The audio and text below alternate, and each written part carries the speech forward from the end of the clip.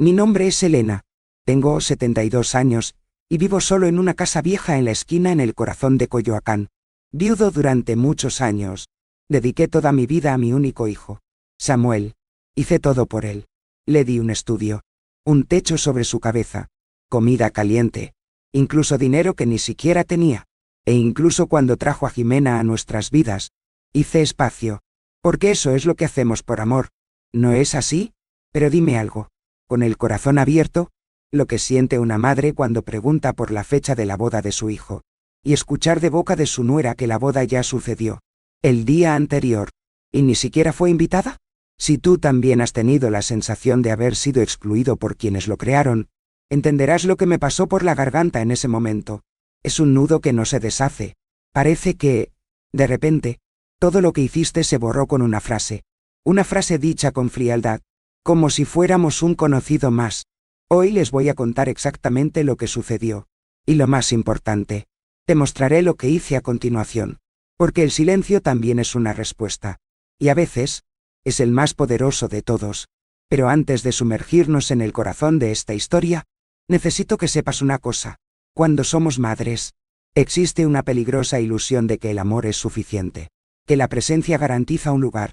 Pero este no es siempre el caso. Pregunté, con el corazón lleno de esperanza. ¿Y la boda? Hijos míos, ¿cuándo será? Leanne y Jimena, con una sonrisa que heló hasta el café que yo sostenía, respondió. Oh, fue ayer. Solo invitamos a personas especiales. Fue en ese momento que entendí que mi nombre ya no estaba entre los elegidos. Si alguna vez has sentido que te han borrado de un momento importante, como si fueras un estorbo en la vida que tú mismo ayudaste a construir. Así que tal vez esta historia también sea tuya. Y si lo es, te lo ruego, quédate conmigo hasta el final. Y si en algún momento, este dolor también te quemaba, presiona el botón me gusta. Suscríbete aquí al canal. Porque contarlo duele. Pero saber que hay alguien al otro lado, escuchándome con el corazón abierto, ya me consuela más que cualquier fiesta. Era una mañana normal. El sol entraba tímidamente por la ventana de la cocina, y yo estaba preparando mi café como siempre. 2 rebanadas de pan con mantequilla, café negro muy fuerte y un poco de papaya. Recuerdo que la tetera pitaba, y mi teléfono celular vibrando sobre la mesa. Abrí la aplicación para ver un mensaje de mi sobrina, Lorena. Pero lo que me hizo congelarme no fue el mensaje. Fue lo que estaba justo arriba. Una foto. Varios. De hecho, 12 personas sonriendo en un jardín florido en Tepoztlán. Mesa con pastel blanco, flores colgantes, lucecitas. Jimena, con un vestido blanco. Samuel con un traje ligero. Una leyenda en letras doradas. Ayer fue el día más hermoso de nuestras vidas. Casado en el corazón de la montaña. Sentí que el pan se quemaba en la tostadora.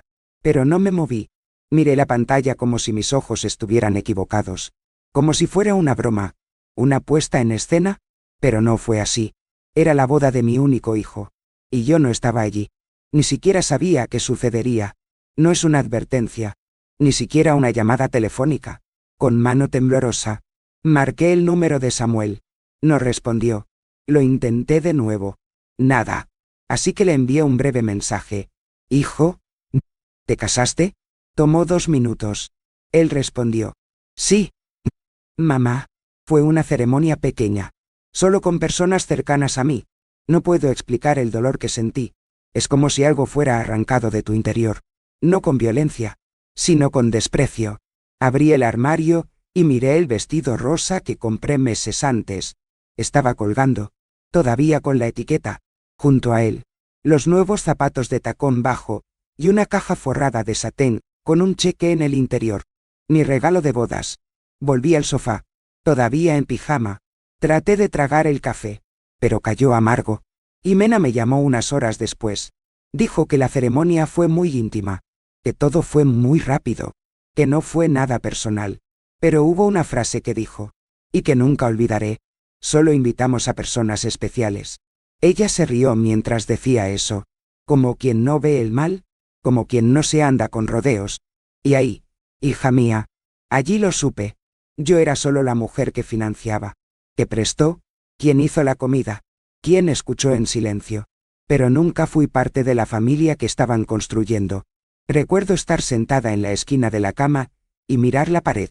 Empecé a repensar todo, cada detalle, las fiestas donde me advirtieron a última hora, las decisiones que tomaron sin decírmelo, los viajes, solo los supe cuando vieron las fotos en línea.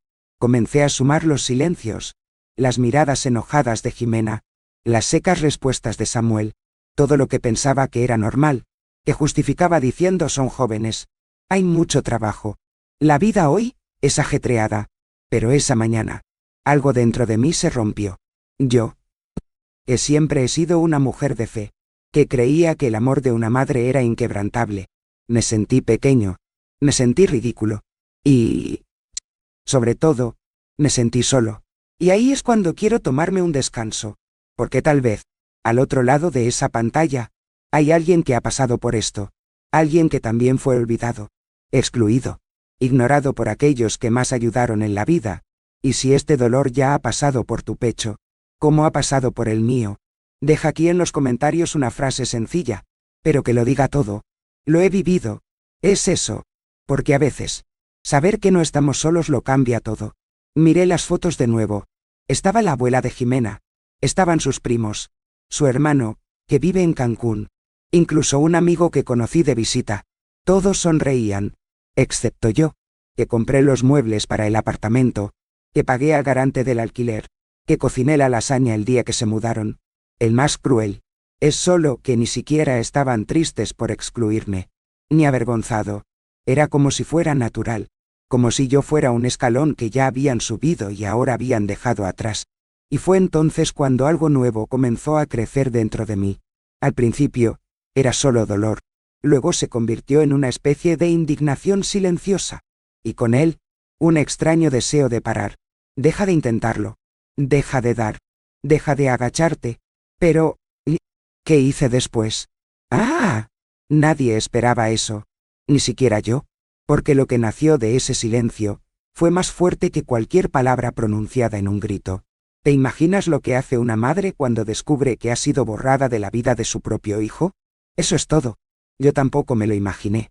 Hasta ese día, esa misma tarde, cuando el sol comenzó a descender por detrás de los techos y la luz de la sala se volvió naranja. Fui a la cocina en silencio. No tenía hambre, ni quería hacer café. Era solo el peso del cuerpo pidiendo moverse a algún lugar donde la cabeza pudiera respirar. Abrí el cajón del escritorio. Tomé mi cuaderno encuadernado en rojo y un bolígrafo azul. Me senté en la silla. Me ajusté las gafas en la cara y respiré hondo. Era hora de enfrentar algo que había estado evitando durante años. ¿Cuánto de mi vida y mi dinero había puesto en manos de mi hijo? Comencé escribiendo en la parte superior de la página. Samuel y Jimena. Desde el principio, la primera línea fue de alquiler. 0 pesos mensuales durante 2 años. Escribí 0 de X24 o cada 144. 0 pesos. Abajo, el mobiliario. Refrigerador nuevo. 9. 500. Estufa. 7. 200. Microondas. 2. 800. Juego de ollas. Cubiertos. Platos. Cama. Sofá. Recordaba cada compra. Cada pedido que venían a hacer de esa manera mansa. Casi avergonzado. Pero nunca, sin motivos ocultos. Y yo, siempre dije, claro, hijo, lo que sea que puedas hacer bien. Mamá ayuda. Escribí todo. Línea por línea. Medicina cuando Jimena tuvo una crisis de ansiedad. Ayuda para pagar el viaje a Oaxaca a fin de año. Las cuotas de la moto que compró Samuel cuando perdió su viejo auto. El valor crecía en la página. 12.000 aquí. 8.000 allá. 20.000 en un mes más ajustado. Cuando me di cuenta, ya sumaba más de 450.000 pesos. Y todavía no había puesto lo que le regalaba. Ni la comida que enviaba cada semana. Ni las veces que pagaba al veterinario de su perro, porque se rompió la tarjeta. El sonido del bolígrafo rayando el papel era casi terapéutico. Pero con cada número que escribía, el dolor se convertía en otra cosa. Se convirtió en ira. No esa ira que grita, que rompe platos. Nunca he sido así. Era una rabia que arde por dentro. Como si una parte de mí gritara. ¿Y para qué? ¿Ni siquiera ser llamado a la boda? Cerré el cuaderno. Apoyé mis manos sobre él como si tuviera un secreto que era demasiado pesado.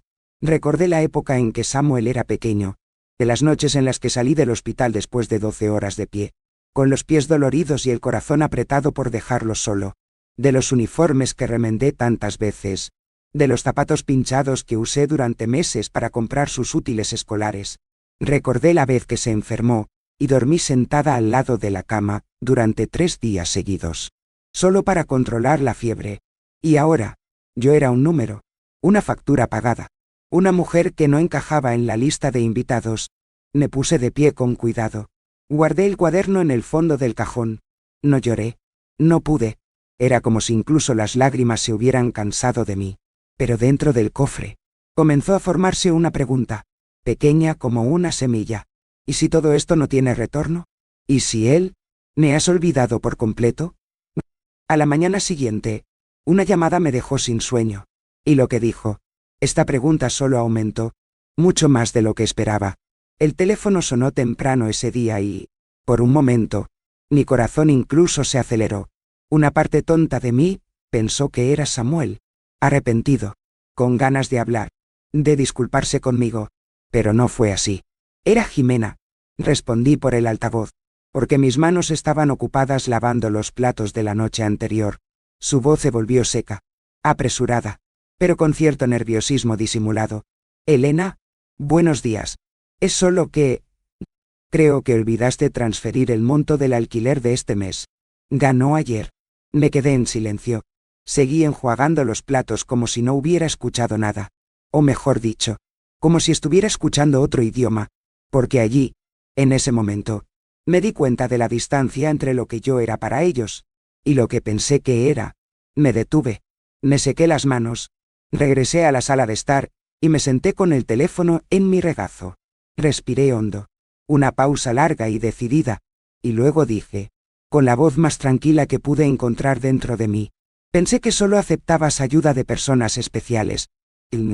Silencio. Silencio del tipo que grita. Ella no sabía qué responder. Tartamudeó algo como no es así. Nenarego. Y simplemente, colgué. No era necesario decir nada más. No había voz en el mundo que corrigiera lo que esa frase suya me había hecho. En menos de 5 palabras. No me puso en el lugar de nadie. Pozo. Nadie no se transfiere. Ya nadie ayuda. Samuel envió mensajes más tarde. Trató de explicarlo. Trató de suavizarlo. Habló deprisa. De una decisión de última hora. Dijo que fue solo una simple celebración. Pero cuanto más lo intentaba, más veía que no lo sentía. Estaba preocupado. Con el alquiler, con la comida que no llegaba el domingo, con el dinero que marcaba la diferencia cada mes. Yo, su madre, me había convertido en una extensión de la cuenta bancaria. Y cuando decidí cerrar esta cuenta, el sistema se descompuso. Fue allí, sentado en esa habitación, con la línea apagada y mi respiración constante, que entendí una cosa. A veces, el mayor poder que tenemos es no levantar la voz, no gritar, no amenazar, es negarse a seguir siendo utilizado. Niégate a fingir que todo está bien, niégate a alimentar a aquellos que nos hacen hambrientos de afecto. Fue la primera vez en mi vida que colgué una llamada con paz en el pecho. Pero lo que vino después fue aún más revelador, porque cuando dejamos de dar, algunas personas no retroceden, siguen adelante, y en su caso, la siguiente visita fue mucho más allá de lo que imaginaba. Los días que vinieron después de esa llamada fueron largos, prolongados, silenciosos, un silencio diferente, no el de la casa vacía, sino el que se queda dentro de nosotros, ocupando cada rincón del cofre. No encendí la televisión, no escuché la radio, no quería hablar con nadie, simplemente caminé por la casa, de la cocina al dormitorio, del dormitorio a la sala de estar, como alguien que busca un objeto perdido que no sabe el nombre. Era como si, de repente, hubiera desaprendido a vivir en ese lugar. La comida insípida, el baño no aliviaba, las horas no pasaban. No era tristeza, era algo más profundo. Era la ausencia, y no solo de ellos. No, era la ausencia de significado. Pasé 3 noches durmiendo en el sofá, con la luz del porche encendida, como si esperara a que llegara alguien, pero nadie vino. Al 4.º día, me desperté con la cara pegada al brazo del sofá. los ojos pegados, y la sensación de que necesitaba salir de allí. Me puse mi ropa más sencilla, me até el cabello y caminé lentamente hacia la Basílica de Guadalupe. Tomé el autobús de la esquina y me senté allí, mirando pasar la ciudad por la ventana, como si fuera otra mujer viendo una vida que ya no era suya. Cuando llegué, compré una vela blanca, una de esas pequeñas, y entré sin decir una palabra. El olor a incienso, las velas encendidas, los bancos de madera, todo me recibió sin exigir una explicación. Me senté en el último banco, me incliné hacia adelante y lloré, corto, avergonzado incluso de mí mismo. No pedí justicia, no les pedí que cambiaran, pedí lucidez, pedí entender cómo una madre que lo daba todo llega al punto en que ni siquiera vale la pena una invitación. Lloré por Samuel, lloré por Arturo, mi esposo, que se fue tan pronto, y me dejó sola con todo. Lloré por mí misma, por haber creído durante tanto tiempo que dar amor era una garantía de ser amada de vuelta. Lloré hasta vaciarme, y cuando las lágrimas se secaron, lo que quedó fue una extraña calma, como si hubiera tocado fondo, pero un fondo silencioso, sin monstruos, sin gritos, solo yo, mi dolor y una pregunta silenciosa. ¿Y ahora qué? Regresé a casa con los ojos hinchados, pero con el corazón más ligero. Lo que sentí en ese banco no fue fuerza, no, fue aceptación. Entendí que Samuel nunca volvería, que tal vez Jimena nunca me vea como algo más que un nombre en el cartel, y que esto nunca cambie. Pero también nació algo más allí, una voluntad de cuidar lo que me queda, de lo poco que todavía es solo mío, porque si no me quieren cerca, al menos yo quiero, y por primera vez, comencé a pensar, ¿y si dejara de vivir para ellos? Por eso estoy aquí, abriendo mi corazón, contando mi historia. Si estás ahí escuchándome, si este video te hace compañía, deja un me gusta y suscríbete al canal. A veces, todo lo que necesitamos es sentir que alguien está escuchando. Porque todavía tengo mucho que contarte, historias que duelen, pero también liberan. Y este aún está lejos de terminar, porque después de tocar fondo, la única salida es hacia arriba. Y lo que descubrí, poco después, cambió el curso de todo. ¿Crees que se detuvieron allí? Solo espera a ver qué hicieron la semana siguiente. Al día siguiente de la visita a la basílica, me desperté con la cabeza más despejada. Esa calma que vino después del llanto no pasó. Era como si finalmente hubiera aceptado que ciertas heridas no se curan con un abrazo. Algunos necesitan actitud. Me levanté de la cama. Me vestí sin prisa. Bebí un café amargo, sin azúcar, para que coincidiera con el sabor que había estado en mi boca desde esa llamada. Tomé mi bolsita de cuero, la marrón que me acompaña desde hace años, y caminé hasta Banorte por la avenida Miguel Ángel de Quevedo, donde llevo más de 40 años guardando mi cuenta. El mismo banco donde, en el pasado, deposité mi primer sueldo como enfermera, y también de donde salieron todos los cheques que ayudaron a Samuel a construir su vida. Entré con la cabeza en alto. Un nuevo empleado me ofreció ayuda, pero pedí hablar directamente con el gerente. Minutos después, me llevaron a la pequeña habitación del señor Lira, un hombre con cabello blanco, bien peinado, anteojos delgados y una mirada que parece ver más de lo que debería. Me senté, crucé las manos sobre mi bolso y fui directo. Quiero cancelar todas las transferencias automáticas de mi cuenta. Todo. Sin excepción. Me miró sorprendido, como si buscara alguna vacilación en mi rostro. No lo encontró. También quiero cambiar mis contraseñas y retirar cualquier autorización conjunta que esté a nombre de mi hijo, Samuel. Su pluma se detuvo en el aire. ¿Estás seguro? Respiré hondo. Lo miré a los ojos y dije, sí. El problema es que fui demasiado tonto. No hizo más preguntas. Simplemente comenzó a escribir, y al ver los cambios que ocurrían en la pantalla, uno por uno, sentí una especie de paz que no había sentido en años. Era como si cada clic borrara una cadena que me ataba. Dejé ese asiento más ligero.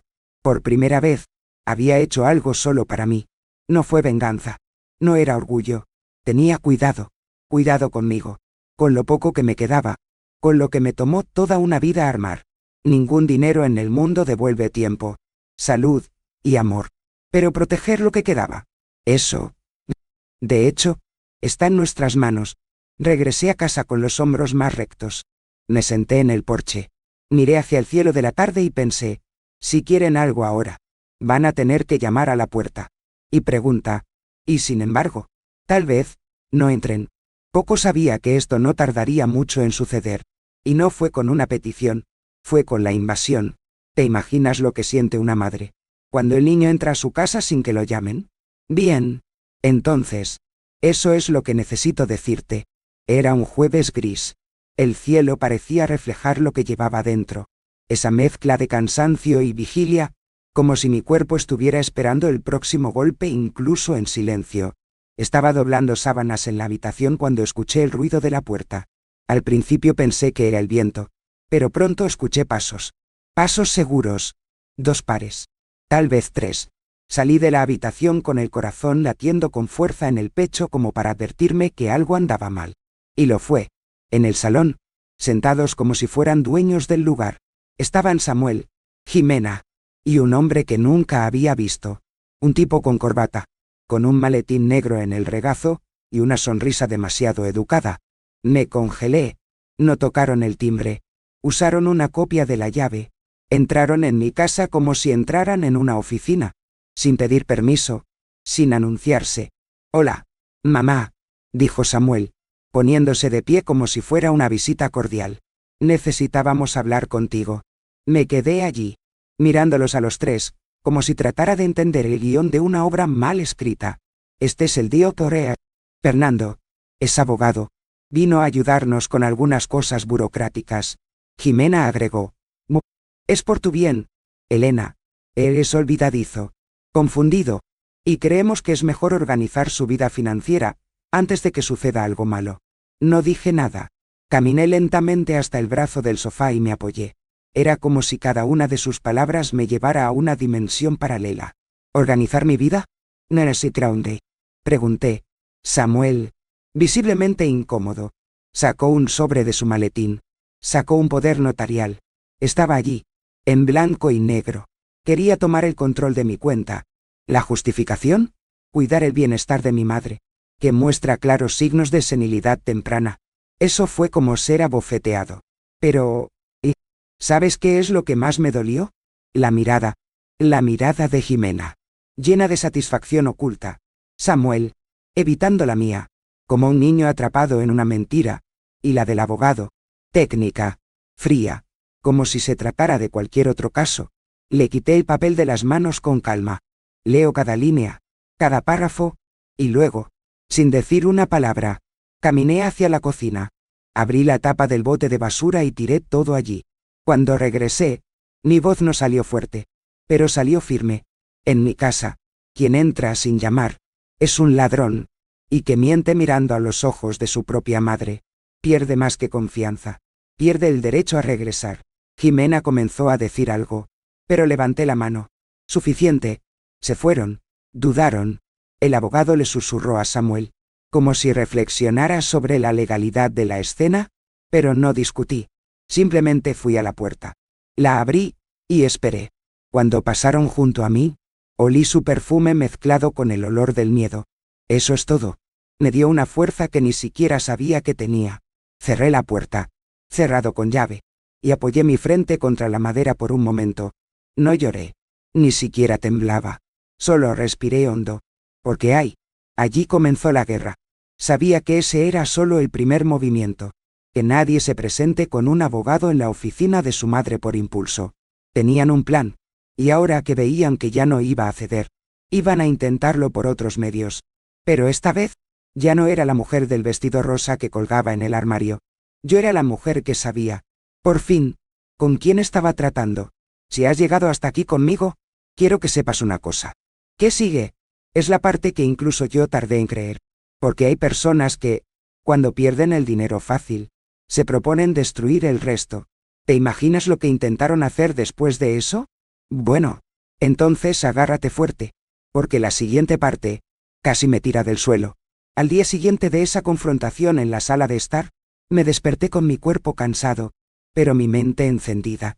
Pasé toda la noche con los ojos abiertos, mirando al techo de mi habitación, escuchando el sonido de la calle y revisando, en mi cabeza, cada palabra pronunciada, cada gesto, cada silencio. Ya no era tristeza, Fue estrategia. Sabía que si llegaban a este punto, de tratar de hacerme firmar un poder notarial sin previo aviso, de entrar a mi casa con un abogado, era porque pensaban que seguía siendo la misma mujer de antes, la madre que decía que sí a todo, que se inclinaba por el afecto, que confundía el amor con la dependencia, pero estaban equivocados. La mujer de ayer fue dejada en el contenedor de basura junto con ese papel, y el de hoy iba a actuar. Fui temprano a la iglesia, no para orar, sino para conocer a la Sra. Irma. Es una de esas damas con una mirada inteligente y una boca afilada, a quien todos escuchan cuando habla. Le conté lo que estaba pasando, y antes de terminar, ya estaba sacando una tarjeta de su bolso. Doctor Velázquez. Ayudó a mi cuñada cuando sus sobrinos intentaron apoderarse de su casa. Hombre serio. ¿Te gustará? Llamé allí mismo. Me respondió con voz firme y me dio un tiempo para después del almuerzo. Regresé a casa. Preparé un poco de té. Separé carpetas viejas, notas, recibos y me fui. La oficina estaba cerca de la Plaza Coyoacán. Me senté en la silla de recepción y miré una estantería con títulos difíciles. Cuando entré en su oficina y vi a ese hombre de cabello gris con un blazer marrón y un crucifijo colgado en la esquina, algo en mí se relajó. Me senté, respiré hondo y comencé a contarlo todo. Desde el principio, desde el primer peso que había salido de mi bolsillo, hasta el día de la boda secreta. Hablé de transferencias, mensajes, ausencias. Hablé de la frase de Jimena, solo invitamos a personas especiales. Hablé sobre el abogado en mi oficina, el poder notarial, el susto, la vergüenza. Escuchaba todo en silencio, tomando notas. Cuando terminé, se quitó las gafas. Me miró con firmeza y dijo, no estás solo. Y ella no está loca. Esto sucede más de lo que debería.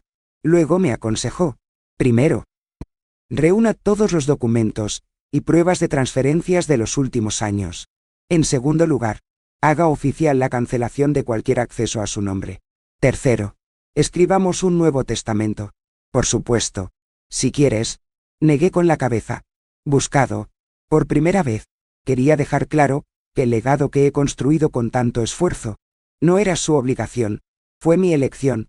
También presentamos un aviso formal que impedía que Samuel usara mi nombre como garante o en cualquier contrato. El abogado llamó a esto protección de activos, lo llamé respiración. Salí de allí con un sobre lleno de papeles, pero lo más importante, eso es lo que llevaba en mi pecho. Lucidez. Finalmente entendí que no se trataba de tener frío. Era una cuestión de ser justo. Por primera vez, me trataba a mí mismo como alguien importante. Eso es todo. Fue liberador. Déjame decirte algo aquí, en lo profundo de mi corazón. A veces, el amor que damos se convierte en una correa. ¿Y quién se benefició más de su generosidad? Es el que más tira de la cuerda cuando intentas alejarte. ¿Alguna vez has sentido eso? Así que, comenta a continuación, solo para que sepa que no estoy solo. Es verdad, porque hay dolores que solo los que viven entienden. Regresé a casa al final de la tarde, con el viento frío de otoño golpeando mi cara y una nueva calma en mi pecho. No era felicidad. No. Era conciencia. Una especie de paz que solo llega cuando aceptamos que ciertas batallas no son por la reconciliación. Están a favor de la liberación. Y yo me estaba liberando. Pero lo que no sabía, y lo que sabrás ahora, es que mientras me fortalecía en silencio, estaban preparando el próximo golpe, uno que involucraba mi nombre, mi CPF y un banco que nunca puse un pie en mi vida. ¿Te imaginas lo que es descubrir que tus datos han sido utilizados? ¿Sin su permiso? Bueno, prepárate, porque lo que descubrí más tarde, casi me hizo perder el aliento. Estaba organizando las viejas carpetas en el estante de la sala, separando documentos para el de Velázquez, cuando vi, encima de los muebles, el cuaderno que Samuel había dejado la última vez que llegó solo a casa. Antes de que todo saliera mal, era un modelo antiguo, con una pegatina descolorida en la tapa y las teclas, ya desgastadas por tanto uso. La curiosidad me atrapó. No fue una invasión. No. Era una necesidad. La computadora estaba apagada, pero fue suficiente para abrir la tapa y la encendió solo, con su sesión abierta, y ahí, justo en la pantalla de inicio, una pestaña de conversación de WhatsApp web, parpadeó. Samuel y un contacto llamado J. Mi corazón se apretó. Pero continué. Y tal vez nunca debería haberlo leído. Pero lo hice. El primer mensaje que me llamó la atención fue una frase que me heló hasta los huesos. Cuando mi madre muera, esta casa es nuestra. Debajo, otro. Ya no necesitamos fingir. Ya es vieja. No entiende las cosas. Cerré los ojos en ese momento. Pero el daño ya estaba hecho. Las palabras ya no abandonaban mi cabeza. Cuando mi madre muera, morir. No cuando ella quiere dárnoslo. No cuando ella decida. Era realmente la muerte. Ya contaban con mi ausencia como si fuera una etapa del plan. Como alguien que espera el final del contrato para ocupar la propiedad. Seguí leyendo. Temblando. No se preocupen por este recorte de dinero. Encontramos una manera. Su casa vale mucho. La tierra es genial. Ella nunca se tocará a sí misma, que solo lo soportamos por interés. Fuiste brillante al convencerla de que me dejara entrar con el abogado. Aunque no funcionara. Los mensajes eran de semanas antes. Fue crueldad. Fue un cálculo. No fue solo una falta de respeto. Fue planificación. Era intención. Esas palabras no vinieron de un malentendido, de una pelea en el calor del momento. Vinieron de años de una verdad oculta. Me vieron como un trampolín, un puente, un recurso. Nunca como ser humano. Nunca como madre. Eso es todo. Eso fue lo que más dolió. Cerré la computadora. Me senté en el sofá con él en mi regazo y me quedé allí. Inmóvil. El reloj en la pared hizo un sonido que nunca antes había notado. Tic, tac. Tic, y tac. Cada segundo parecía marcar una parte de mi vida que nunca recuperaría. Las navidades forzadas. Almuerzo los domingos con una sonrisa educada. Los enlaces que ahora conocía eran solo estrategias de mantenimiento. ¿Sabes? Siempre he creído que el amor que damos, incluso si no es el mismo, al menos deja una marca, un rastro de memoria, de afecto. Pero ahí entendí que, para algunas personas, somos solo una estación de paso, y cuando llegan a donde quieren ir, bajan, y ni siquiera miran hacia atrás. Cerré los ojos y me repetí en voz baja. No hay vuelta atrás. Y por primera vez, esa frase no me hizo llorar, me hizo respirar. Porque saber que ya no hay ninguna posibilidad de reconciliación es difícil, pero es liberador. Dejé de esperar. Para animar, tratar de entender. Ya no lo quería. Ni el perdón, ni explicación.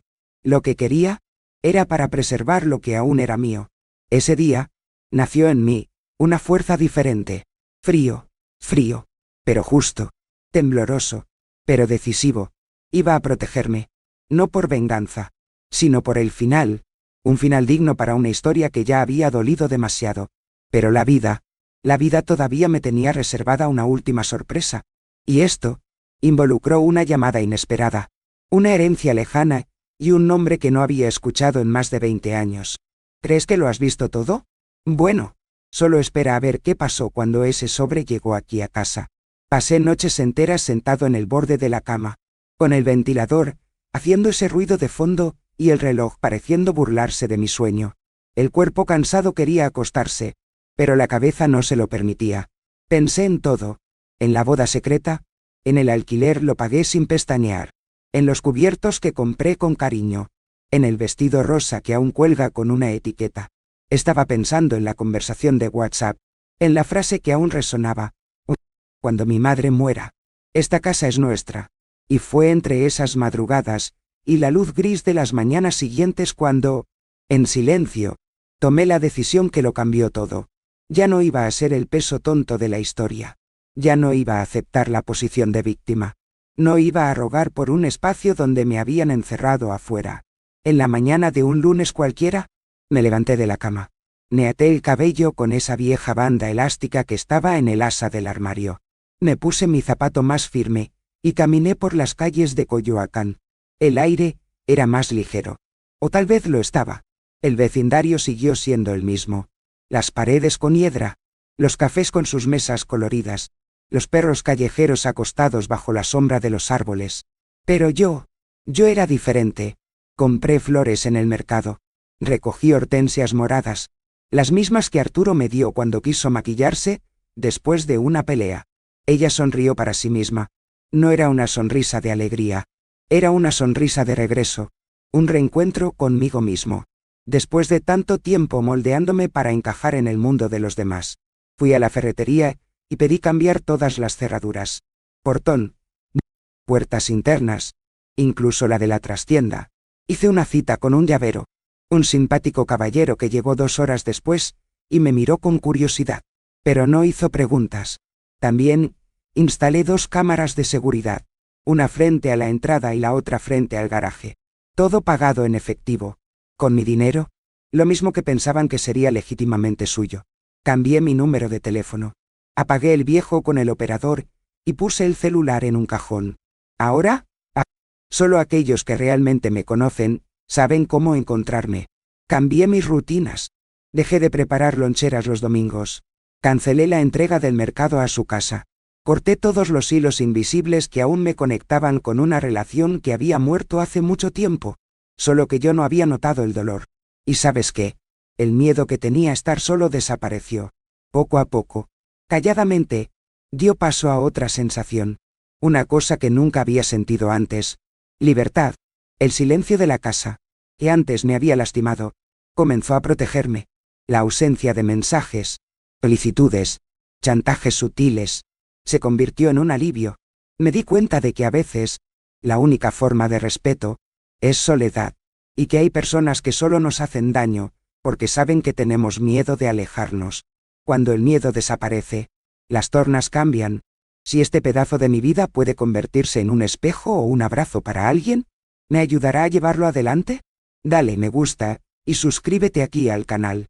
Hace más diferencia de lo que piensas. Porque hay historias que no fueron hechas para quedar atrapadas dentro de nosotros. Esa noche, preparé un té de manzanilla. Me senté en el porche y miré hacia el cielo. Un cielo despejado, como no he visto en mucho tiempo. Y fue allí, en la oscuridad de la noche, con las luces de la ciudad a lo lejos, donde oí que la puerta se cerraba de golpe. Alguien intentó abrirlo, y no tuvo éxito. Me levanté lentamente, fui a la ventana, y vi la sombra de un automóvil que se alejaba sin los faros encendidos. ¿Quién habrá venido? ¿Y qué buscabas? ¿Ahora que todo ha cambiado? La respuesta llegó 2 días después, en un sobre blanco, sin remitente, con una letra que nunca pensé que volvería a ver. Y lo que había dentro, cambió todo de nuevo. A la mañana siguiente del misterioso sobre, mientras el sol apenas pasaba entre las hojas de las bugambillas de mi jardín, decidí salir a pasear. El cuerpo todavía sentía la fatiga de los últimos días, pero el alma comenzó a respirar de manera diferente. Pasé por la estrecha acera de mi calle. Las piedras irregulares habituales. El olor a pan que salía de la panadería de la esquina.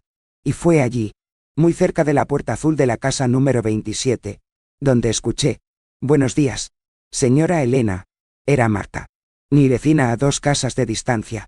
Siempre la veía de lejos, con sus plantas bien cuidadas, y su voz serena hablando con sus nietos por teléfono. Ese día, me detuve, y por primera vez en meses, empezamos a hablar allí mismo, de pie, sobre las flores del jardín, sobre el extraño clima de la ciudad, y, sin darse cuenta, me llamó para tomar un café. Aceptado, y en ese café sencillo, con pan de queso comprado en el mercado, y una toalla de ganchillo en la mesa. Dije más de lo que debería. O mejor dicho, dije todo lo que necesitaba. Ella escuchó con los ojos llorosos. No me interrumpió. No trató de arreglar nada. Simplemente puso su mano sobre la mía y dijo: «No estás solo. No, no eres el único». En los días siguientes, se convirtió en un ritual. Todas las mañanas, iba a su casa. A veces, tomaba pan. A veces, pastel. A veces solo mi corazón lleno de peso. Y ella me escuchó. Sin prisa. No hay lástima. Un día, me contó sobre su hija que, después de mudarse a los Estados Unidos, nunca volvió a llamar. Mostró fotos, cartas viejas, y ese mismo vacío escondido detrás de una sonrisa entrenada. En medio de una de estas conversaciones, me dijo: «Miércoles, ven conmigo a la Plaza Hidalgo. Las chicas te harán bien». No entendí del todo, pero fui. El miércoles, me puse mi mejor blusa de lino y me até una bufanda alrededor del cuello. Llegamos a la plaza y allí estaban 6, 7 señoras, sentadas en círculo, con bolsas en el regazo, ojos atentos, y una dignidad que solo el tiempo da. Me recibieron como si ya me conocieran. Preguntaron poco, me dejaron hablar en mi tiempo, y cuando les conté mi historia, no abrieron mucho los ojos, no suspiraron, simplemente negaron con la cabeza en reconocimiento. Una de ellas, doña Luz, dijo: un hijo ingrato es una plaga moderna, y una mujer que ama demasiado, a veces paga caro. Otra, doña Tere, agregó: pero también es una mujer la que sobrevive. Allí, en ese círculo de voces firmes y manos arrugadas, me sentí vivo de nuevo. Pertenencia, no como madre, no como viuda, pero como mujer, y, sobre todo, como parte de algo más grande. Marta me tomó de la mano y me dijo: adelante, con el abogado, y si es necesario, lo presenciamos. No lo pedí, pero lo hicieron, porque lo sabían, sentido, ya habían pasado por caminos similares, y esta comunión, esta fuerza de tantas voces juntas, despertó en mí algo casi sagrado. Volví a casa más fuerte. El miedo que aún vivía en las esquinas estaba disminuyendo. Empecé a limpiar los cajones, organizando papeles con otro look. Llamé al Dr. Velázquez, e hice otra cita. Era hora de seguir adelante. No con ira, sino con claridad, y esta vez, con apoyo.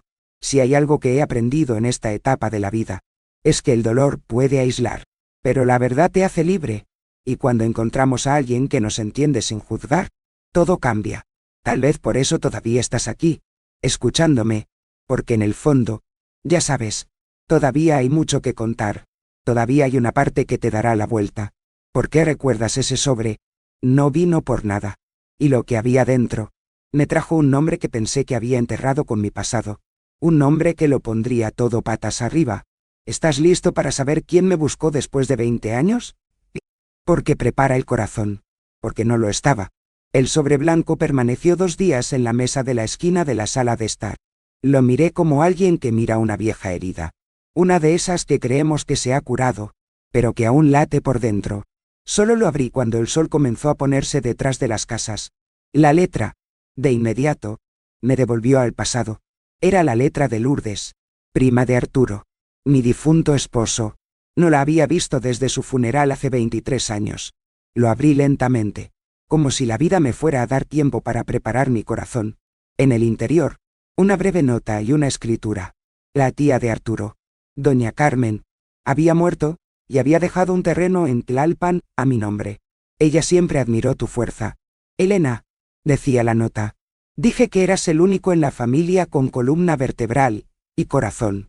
Me quedé quieto, leyendo y releyendo esas palabras, sintiendo una mezcla de gratitud e incredulidad, un bien inesperado, viniendo de un lugar que ni siquiera recordaba.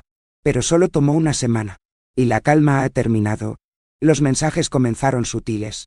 Samuel me escribió en tono preocupado: mamá, escuché que has estado haciendo cambios extraños. ¿Está todo bien? Ignorado. 2 días después, Jimena me envió un audio con voz llorosa. Estamos muy preocupados por tu salud mental. Ha actuado de manera extraña. Estás olvidando cosas. Esto no es normal. Eso me puso la piel de gallina. Era un guión, un plan establecido para revertir todo. Ahora, yo era el inestable, el confundido, el peligroso. Estaban tratando de pintarme como una anciana senil, una amenaza para mí mismo. Y no se detuvo ahí. El gerente del banco, el señor Lira, me llamó con cautela. Dijo que había recibido una solicitud formal para programar una reunión sobre capacidad de gestión de activos. Los abogados de Samuel lo habían enviado. Llamé al Dr. Velázquez al mismo tiempo. Fuimos juntos al banco al día siguiente, y presentó los documentos necesarios para proteger mi autonomía. Pero la sensación era clara. Estaban preparando el terreno. Sabían que habían perdido el control financiero y emocional sobre mí, y ahora querían derrocarme con desconfianza pública. Una mañana, mientras regaba las plantas en el porche, el señor Diego, el vecino de enfrente, se cruzó de brazos y me llamó con la cabeza. Doña Elena, necesito decirte algo. Dijo que había visto un automóvil negro estacionado frente a mi casa durante 2 noches seguidas. En el asiento del pasajero, una chica rubia. Al volante, un niño que se parecía a Samuel. Se quedaron unos 15 minutos.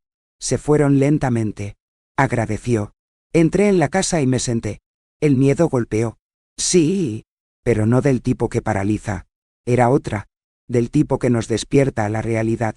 Llamé a la policía comunitaria y pedí una patrulla nocturna. Instalé 2 cámaras más. Compré un silbato de emergencia y lo puse al lado de la cama. Separé copias de los mensajes, los audios y le entregué todo al Dr. Velázquez. Ahora vienen del otro lado. Dije, pero ahora estoy listo. Y fue en ese momento, mirando la puerta con la cámara parpadeando, que un viejo recuerdo me cruzó como una espada. Todavía recuerdo cuando mi padre dijo, allá en Chihuahua, que los cobardes atacan desde las sombras. Dijo esto mirando el fuego de la chimenea, después de un día duro, y hoy entiendo lo que quiso decir. Hay personas que, cuando no pueden controlarte, intentan desacreditarte. Es la última carta de aquellos que saben que han perdido su alma, pero quieren llevarse la paz. Es curioso cómo algunos recuerdos vienen cargados de fuerza, ¿verdad? Puedes pasar décadas sin pensar en ciertas cosas, pero luego, un olor, una frase o una injusticia, y todo vuelve. Si alguna vez has tenido un recuerdo como este, uno de esos que no se desvanecen, incluso con el tiempo, cuéntamelo en los comentarios. Me dice, lo recuerdo, porque, no, a veces, compartir es la única forma de avanzar. Y hablando de seguir, fue en medio de este huracán de acusaciones y movimientos ocultos que recibí una llamada inesperada. El número era nuevo. La voz al otro lado era femenina, serena, y me llamó de una manera que no había escuchado desde los tiempos en que todavía había respeto. Doña Elena, soy Lucía, trabajo en la oficina de registro civil en Tlalpan. Creo que necesita ver por sí mismo lo que encontramos al validar los documentos de la tierra heredada. En ese momento, no entendí, pero lo que me mostró, días después, reveló el plan más antiguo de todos. Y yo, casi no podía creer lo que vi. Estaba terminando de lavar mis tazas de desayuno cuando escuché los golpes en la puerta. 3 toques secos y fuertes. Al mismo tiempo, mi estómago se revolvió. El sonido de las malas noticias que sentimos antes de que sepamos lo que es. Lo abrí lentamente. Era un hombre alto con un traje marrón y un maletín negro bajo el brazo. ¿Doña Elena Vargas? Asentí. Traigo aquí una citación judicial. Se le está notificando oficialmente para responder a una acción de interdicción. Interdicción. Esa palabra se arremolinó en mis oídos como un trueno que tarda mucho en disiparse. Me entregó el sobre. Educado. Pero nada de eso fue amable. Le di las gracias suavemente. Cerré la puerta con mano temblorosa y me senté allí, en la silla de la entrada. Miré el sobre como si fuera un espejo roto. Samuel, Jimena, estaban tratando de declararme incapaz. Dijeron que ya no era mentalmente capaz de cuidar de mi propia vida, que me aislé, que rechacé la ayuda, que tuve un comportamiento confuso. En ese momento, sentí que el suelo se deslizaba bajo mis pies. No fue solo un intento de control, fue una sentencia de muerte simbólica. Quitarme el derecho a decidir era lo mismo que decir, ya no existes como adulto. Pero antes de que la angustia me paralizara, llamé al Dr. Velázquez. Su voz, tranquila y firme, era un alivio. Esperaba esto. Doña Elena, es el tipo de movimiento que hacen cuando se dan cuenta de que han perdido el acceso al dinero. Reaccionaremos de la manera correcta. 2 días después, me llevó a la clínica del Dr. Herrera, un psiquiatra que atendía casos delicados, especialmente los de ancianos en situaciones de litigio. Era elegante, ojos atentos, de esos que escuchan con todo su cuerpo. Pasamos casi 3 horas hablando. Me preguntó sobre mi infancia, sobre Arturo, sobre Samuel cuando era niño, sobre los años en el hospital como enfermero. Hablé de mis rutinas, mis medicinas, mi memoria. Me hizo pruebas. Me pidió que repitiera secuencias, que contara hechos de hace 20 años. Después de anteayer, dije todo claramente. Al final, sonrió y dijo, tienes una mente más organizada que la muy joven a la que sirvo, y un admirable sentido de la realidad. Mis ojos se llenaron de lágrimas. Eso para mí no fue solo un diagnóstico, fue un rescate. Estaba completo. Ellos eran los que querían desmantelarme. El de Ofer Velázquez, a su vez, comenzó a armar el expediente. Reunió capturas de pantalla de los mensajes, transcripciones de audio, registros bancarios, pruebas de los depósitos que hice para apoyar a Samuel durante años. Tomó la copia de la conversación de WhatsApp que capturé en su computadora y adjuntó todo al proceso. No te preocupes, Elena. Mostremos quiénes son los verdaderos inestables aquí. No quería venganza, pero quería justicia. No solo para mí, pero para todas las madres que fueron descartadas después de darlo todo. Porque eso es lo que duele. No se olvida. Se va a utilizar. Y luego acusado de estar loco por no aceptar que lo usen más. Con cada documento reunido, con cada oración archivada, sentí menos miedo. No fue una batalla fácil, pero por primera vez, no estaba desarmado. Tenía una defensa, tenía voz, tenía un nombre limpio y una mente lúcida. Y más que eso, tenía coraje.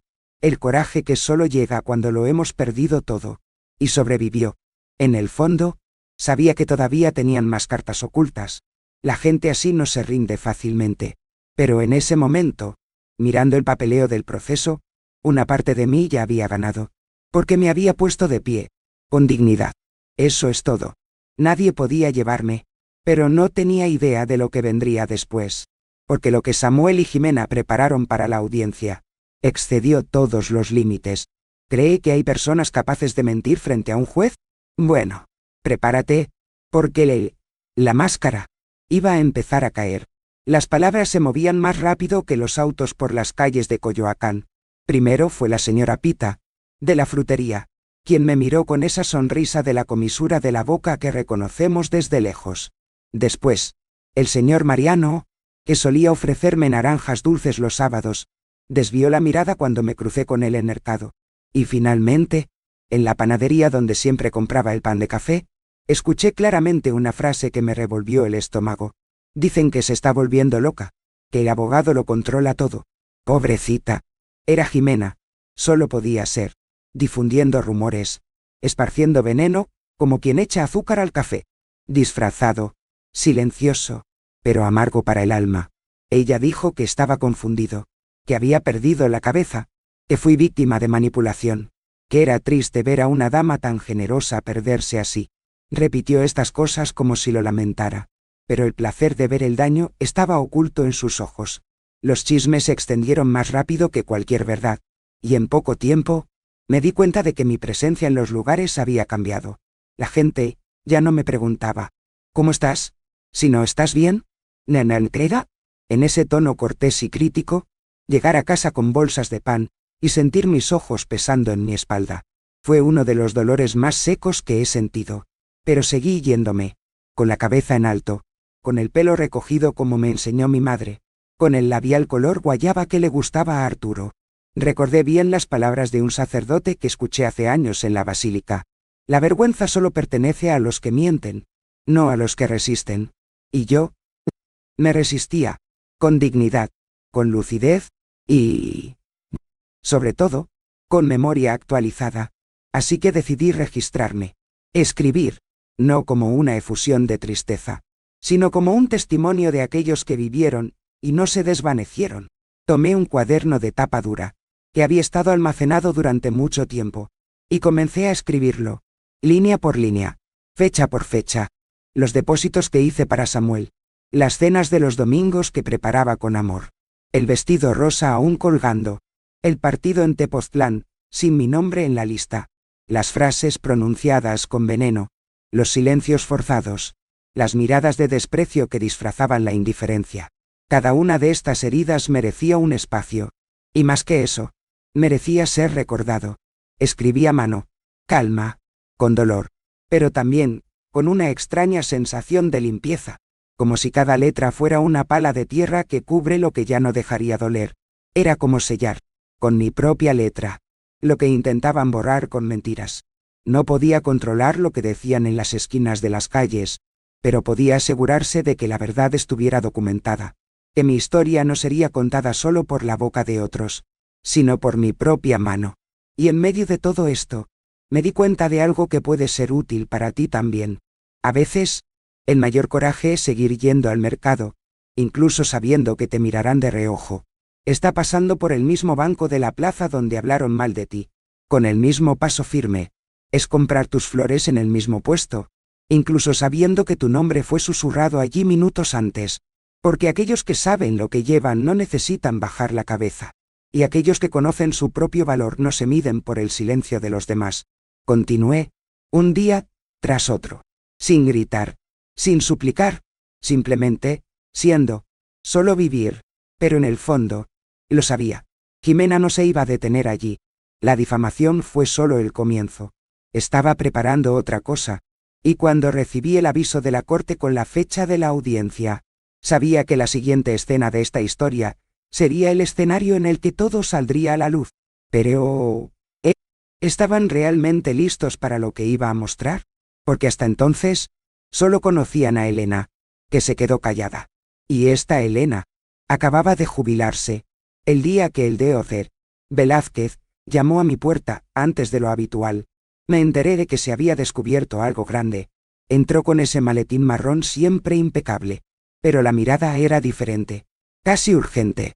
Nos sentamos a la mesa de la cocina, como siempre hacíamos, y antes de que el café terminara de pasar, sacó 2 papeles impresos y me los entregó. «Prepárate, doña Elena», y me preparé. El primer documento era una copia de una solicitud de transferencia de propiedad del vehículo.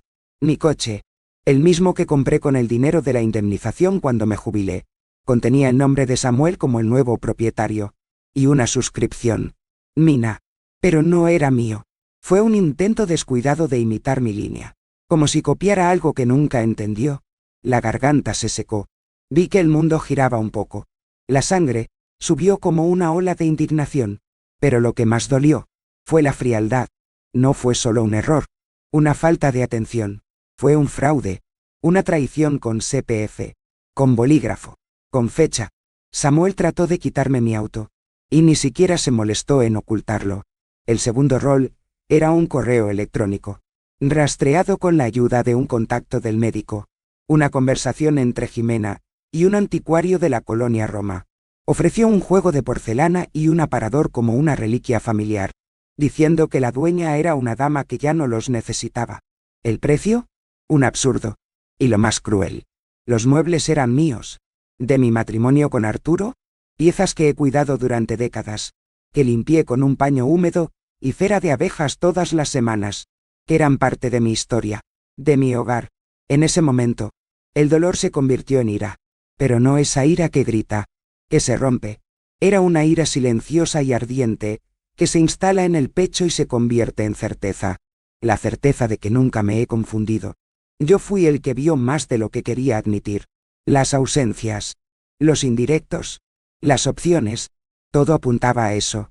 Solo que ahora, ya no era una suposición, era una prueba. Fue un crimen. El de Dr. Velázquez me miró con respeto y dijo: «Ahora, doña Elena, la narrativa cambia. Ya no están tratando de proteger a la dama. Están tratando de robar. Y tendrán que responder por ello», agregó la nueva evidencia al proceso. Y yo, por primera vez, sentí que el viento comenzaba a cambiar. La imagen de la anciana confundida ya no era sostenible, porque ahora, las máscaras estaban cayendo una por una. Samuel y Jimena ya no estaban lidiando con una madre silenciosa. Estaban frente a una mujer que conocía sus derechos, su historia, y que ya no tenía miedo de mostrar la verdad. Ya sabes, hay cosas que vivimos y guardamos, como si fuera solo nuestra cruz, pero tal vez, al contarlo, ayudaremos a otro corazón a respirar. Si esta historia toca alguna parte de ti, si sientes que puede servir como un espejo o una advertencia, ¿me ayuda a llevarla adelante? Dale me gusta a este video y suscríbete. A veces, una historia contada en el momento adecuado puede evitar que otra mujer sea silenciada. Y hablando del momento adecuado, el juez programó la audiencia, una habitación grande y fría, donde las palabras se convierten en un arma, y el silencio pesa más que cualquier oración. Era allí donde todo se iba a decidir, pero lo que nadie imaginaba era que en esa sala del tribunal no solo sería mi verdad la que saldría a la luz, porque tenía una carta más, y vino de las manos de alguien que nunca pensé que tendría el coraje de hablar. ¿Te imaginas quién decidió romper el silencio? Porque yo no lo esperaba en un sueño. El día de la audiencia amaneció nublado, como si incluso el cielo supiera el peso que vendría. Me levanté temprano. Comí una rebanada de pan con mantequilla. Tomé un café fuerte y me puse un atuendo sencillo. Falda azul marino, blusa blanca de manga larga y un viejo broche que pertenecía a mi madre. Me até el cabello en un moño limpio. No era vanidad, era la postura. Cuando no tenemos un grito, nos vestimos con dignidad. En el espejo, antes de irme, me miré directamente a los ojos y me dije a mí mismo: no vas a pelear con tu hijo, va a luchar por ti. Llegamos al juzgado de la Ciudad de México poco antes de las 9. Era un edificio grande, con paredes frías, con ese olor a papel, ansiedad y perfume barato. El salón estaba lleno, no solo con abogados y jueces, sino con curiosos, amigos por un lado, testigos por el otro. Samuel estaba allí, sentados en primera fila, junto a Jimena. Llevaba un traje que nunca había visto antes. Se sentía incómodo dentro de él. Jimena, con una falda beige y una blusa de encaje. Tenía una expresión de falsa serenidad en su rostro, pero sus ojos no mentían. Estaban agitados. Sabían que la puesta en escena estaba cerca del final. Su abogado comenzó hablando, con hermosas palabras, llenas de barniz. Dijo que Samuel era un hijo preocupado, que tenía miedo de ver a su madre aislada, vulnerable, emocionalmente inestable. Le dije que todo lo que quería era asegurarse de que estuviera a salvo, de que mis posesiones estuvieran protegidas. Jimena fingió estar emocionada. Se limpió un pañuelo sobre los ojos secos. Una puesta en escena digna de una mala telenovela. Cuando me llamaron a testificar, caminé hacia el centro de la sala con pasos firmes. Me senté, respiré hondo y comencé, no con ira, sino con verdad. Hablé de la infancia de Samuel, de las noches de insomnio en el hospital cuando era enfermera, de los zapatos gastados que usaba para poder comprar su uniforme. Le hablé de los traslados mensuales, los muebles, los viajes. Mostré los recibos. Señalé el cheque de boda, que aún se guardaba en la caja de regalo. Leí el mensaje en el que Jimena decía: solo invitamos a personas especiales. Luego, saqué de mi bolso la copia de la solicitud de transferencia del auto. Y, finalmente, el informe del Dr. Herrera, que atestigua mi plena salud mental. La jueza, doña Lucía Montiel, me escuchó todo el tiempo en silencio. Una mujer de mediana edad, mirada firme, manos cruzadas, ojos que no perdían un movimiento. En un momento, vi que suspiraba, como si contuviera su ira detrás de su toga. Cuando terminé de hablar, me pidió un descanso. Mientras esperábamos, me senté en un banco en el pasillo, y me permití cerrar los ojos por un momento. Todo lo que había experimentado estaba ahí, frente a todos. Ya no era un secreto, ni un dolor oculto. Era una historia contada claramente. Una historia que, lamentablemente, no fue solo mía. Pensé en las otras mujeres, las madres que dieron su vida, que fueron succionadas hasta la última gota, y luego desechadas como muebles viejos. Y por eso digo, si has llegado hasta aquí escuchándome, sigue adelante, porque lo que sucede al final de esta historia, lo cambia todo. Cuando regresamos a la sala, doña Lucía volvió a tomar la palabra. Miró a Samuel, luego a mí, luego dijo, con voz lenta y firme: no hay ningún signo de incapacidad en esta dama. Lo que tenemos aquí es un caso evidente de manipulación emocional, abuso financiero e intento de usurpación de activos. Este proceso está cerrado, y recomiendo que los solicitantes reconsideren el concepto de amor filial. El silencio que se hizo en el tribunal fue ensordecedor. Ni un susurro, no un carraspeo. Samuel bajó los ojos. Jimena, por primera vez, perdió el control de la expresión. Su abogado arregló los papeles a toda prisa, como si supiera que lo perdió y solo quisiera salir de allí. No sonreí. No fue una victoria. Era justicia. Una justicia silenciosa, tardía, pero que me devolvió algo precioso: el derecho a ser escuchado, y el derecho a seguir viviendo sin duda, si me equivoqué al protegerme. Pero lo que nadie esperaba, todavía quedaba una última verdad por revelar, porque un testigo inesperado pidió hablar, y lo que dijo, todavía resuena en mí hasta el día de hoy. ¿Te imaginas quién tuvo el coraje de ponerse de pie en ese momento? Eso es todo. Era la última persona que me imaginaba. Cuando el juez golpeó el mazo y declaró el caso cerrado, pensé que ese sería el final de la historia.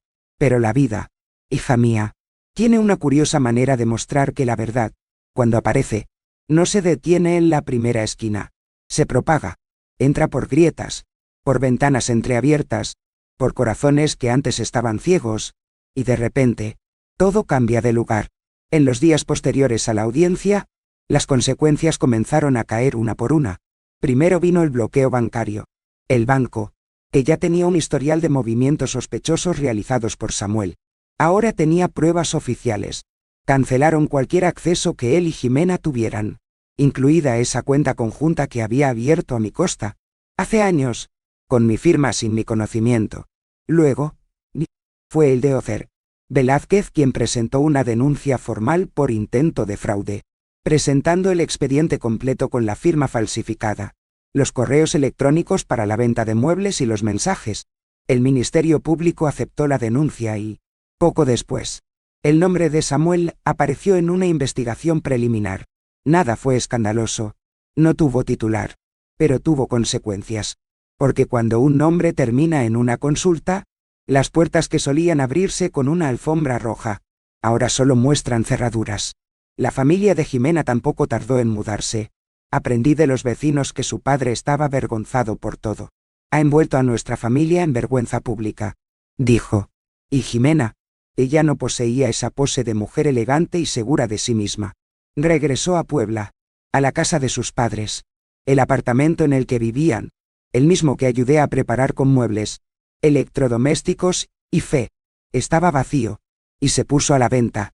Samuel, a su vez, perdió su trabajo, no por la denuncia, sino porque la empresa donde trabajaba vio su nombre en documentos judiciales y prefirió evitar confusiones. Dijeron que era una reestructuración, pero la verdad era que nadie quiere a alguien cerca que intentó tomar la casa de su propia madre. ¿Y sabes lo que sentí? Paz. No era alegría. No fue un alivio con un sabor de venganza. Era una respiración larga y tranquila, como alguien que sale bajo el agua después de mucho tiempo. Era la certeza de que no me había vuelto loco, que lo que experimenté era real, y que el derecho, aunque lleve tiempo, encuentra su camino de regreso. En el vecindario, incluso la forma en que la gente ha cambiado. Las mismas personas que susurraban en el mercado, ahora me saludan con un buenos días. Doña Elena más largo y respetuoso. La señora Pita, la de la frutería, incluso, me ofreció mango maduro de nuevo como solía hacerlo. Y acepto, no con rencor, sino con esa comprensión de quienes saben que la gente cambia de opinión. Cuando la verdad salga a la luz, y es en este momento que quiero decirles algo, desde el fondo de mi corazón. El dolor no se convierte en victoria solo porque el otro sufre. El dolor se convierte en victoria cuando podemos respirar sin culpa. Sin duda, sin miedo a haber sido tontos, cuando podamos caminar en nuestra propia casa, mirar nuestros propios muebles y decir, bueno, esto es mío, y nadie más me quitará eso. Pero la historia aún no ha terminado. Porque un día, después de todo, sonó el timbre, y al otro lado de la puerta, había alguien a quien no había visto desde el juicio, con los ojos bajos y un sobre en las manos. Y lo que había dentro de ese sobre era la última pieza que faltaba para que mi alma lo entendiera todo. ¿Quieres saber qué era? ¿No? ¿No? Bueno, te lo diré, pero prepárate, porque hasta el día de hoy, me estremezco solo de recordarlo. Cuando abrí la puerta y vi a Samuel parado allí, me quedé quieto por unos segundos. Era más delgado, con el rostro demacrado, los ojos hundidos de alguien que no había dormido bien durante meses. En sus manos, un sobre blanco. No dijo nada. Simplemente extendió la mano. Me entregó ese papel y esperó algo que no sabía si podría dar. Tomé el sobre con calma. Sin tocarlo, le di las gracias, con la cabeza, y cerré la puerta sin decir una palabra. Regresé a la casa y me senté a la mesa de la cocina, donde todo en mi vida siempre comenzaba y terminaba. Abrí el sobre con manos firmes. Dentro, había una carta, escrito a mano, con su letra, el mismo que una vez enseñé, sosteniendo su manita pacientemente, cuando era solo un niño en la escuela primaria. En la carta, Samuel pidió perdón.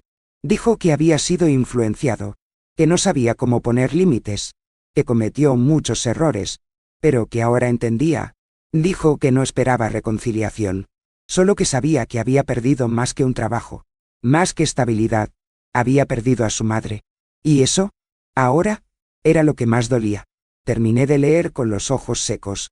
No porque no doliera, pero porque había dolido antes, durante tanto tiempo, que ahora solo había una paz sólida, una superficie tranquila en el interior. Tomé la carta, la doblé con cuidado, la puse en un sobre nuevo, y escribí en el exterior: archivo, pasado resuelto. Guardé en la caja donde se guardan los documentos que ya no tienen una función práctica, pero que aún conservan la historia. Fue allí donde decidí. Vendí la casa de Coyoacán, esa casa demasiado grande, llena de recuerdos que resonaban en los pasillos, y muebles que guardaban silencios que nadie más escuchaba. Puse todo a la venta y, con el dinero, compré una casita encantadora en San Miguel de Allende, un lugar con calles empedradas, casas coloridas, cielos amplios y campanas que suenan al atardecer, y allí, por primera vez, me hice un hueco, por una vida sin el papel de madre, sin obligación de servir, sin miedo a desagradar.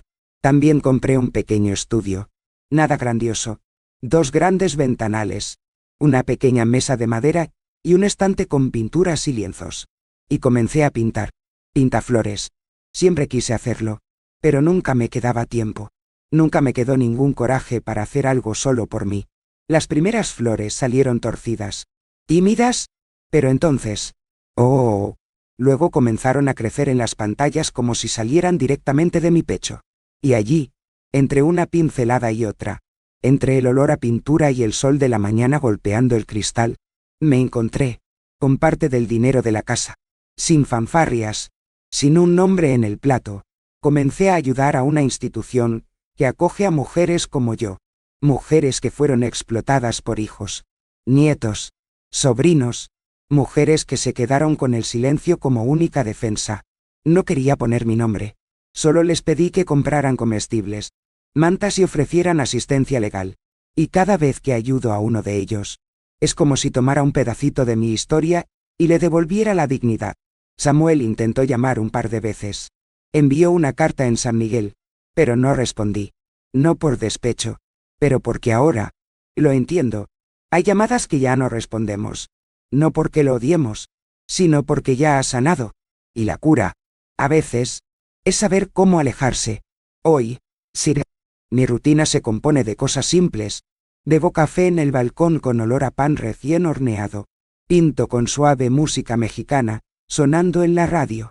Y cuando suenan las campanas de la iglesia, cierro los ojos y les doy las gracias. No porque todo haya ido bien, sino porque tenía la fuerza para salir de lo que salió mal. La mujer que una vez vivió para los demás, ahora vive para sí misma. Eso es todo. Eso es libertad. Pero como a la vida le gusta sorprender, en una noche cualquiera, entre el olor a pintura y el sonido lejano de la risa en la plaza, recibí una visita inesperada. No fue Samuel. Era alguien que había estado cargando otra verdad. Y lo que dijo esta persona cambiaría todo lo que pensaba hasta entonces. ¿Te imaginas quién fue? Porque ni en mis sueños más extraños habría predicho esa llegada. Al final de esa tarde, cuando me fijé en esa visita inesperada, una niña del orfanato de la ciudad, sonriendo tímidamente y trayendo flores, comprendí que la vida, incluso después del dolor, todavía sabe sorprender con dulzura. Vino a agradecer por una donación anónima. Un vestido rosa claro, con bordados discretos, todavía con la etiqueta. Dijo que la iba a usar en la boda sencilla que tendría en 2 semanas, con un chico del campo que tocaba la guitarra en la iglesia. Solo sonreí. No conté la historia de ese vestido. Solo deseaba, de corazón, que algún día viviera todo lo que soñé, y que supo guardar bien cada gesto de amor que recibió, porque un día se le puede echar de menos. Regresé al estudio. Me senté con mi café y el cuaderno de tapa roja donde escribo todos los días. Pasé mi vida creyendo que el amor era dar. Garabateé, mirando el cielo dorado de la tarde. Hoy sé que el amor también es decir no. Nunca volví a saber de Samuel. Y, para ser honesto, no espero más. Jimena siguió otro camino. Eso escuché. Y qué bueno. La ira pasó. El miedo también. Lo que quedó fue el espacio. Y el espacio. ¡Ah! El espacio es precioso. Es en él donde ahora crecen mis plantas, mis lienzos y mis mañanas con Marta. Todos los miércoles vamos a la Plaza Hidalgo, y nos reímos como dos viejas que han sobrevivido más de lo que se atreven a contar. Siento una ligereza que nunca antes había tenido. No porque la vida se haya vuelto fácil, sino porque aprendí a dejar de encogerme para encajar en el afecto de los demás. Finalmente me di el derecho a existir de una pieza. Y si hay algo que realmente puedo dejar para aquellos que se han quedado conmigo hasta ahora, es esto. Nunca es demasiado tarde para elegir tu propia paz. No importa si tienes 20 o 70 años. El verdadero amor no anula, no manipula, no pide silencio. El amor que sofoca no es amor, es deuda. Y deuda, hija mía. Aprendemos a no llevarlo en el pecho, porque la vida ya exige demasiado. Si te quedaste aquí, hasta este último café conmigo, quiero agradecerte desde el fondo de mi corazón. Realmente, contar esta historia fue como quitarse un nudo del pecho. Con calma, con el tiempo, y saber que hay alguien al otro lado, escuchando con atención, me hace sentir menos solo en el mundo. Si puedes, deja un me gusta en este video. Funciona como un abrazo apretado para mí. Calienta, apoya y muestra que valió la pena compartir todo esto. Y si quieres volver a tomar otro café, otra buena conversación, suscríbete aquí al canal. Siempre hay espacio en este balcón para ti. Escribe en los comentarios de qué ciudad me estás mirando. Me encanta imaginar a dónde van estas palabras. Y activa la campana. ¿Ves? De esa manera, no perderá cuando el café se vuelva a preparar. No te vayas todavía. Escucha la próxima historia real que aparecerá en la pantalla. Recuerda siempre, cada arruga cuenta una historia. Y cada historia tiene una fuerza. Mira el siguiente video aquí en el canal con otra historia increíble.